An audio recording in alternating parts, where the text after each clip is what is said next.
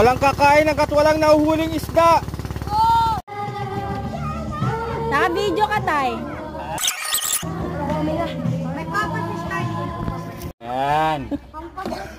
Diba?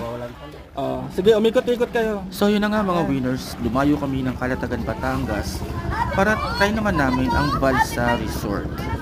At ang kagandahan sa Balsa Resort, kasama na ang mga kayak sa babayaran. Kaya pala sumigaw kayo.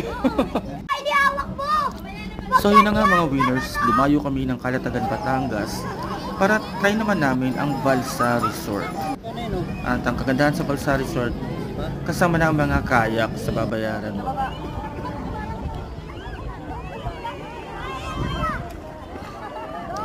Nakakaaliw rin pagmasdan ang mga bangka at ang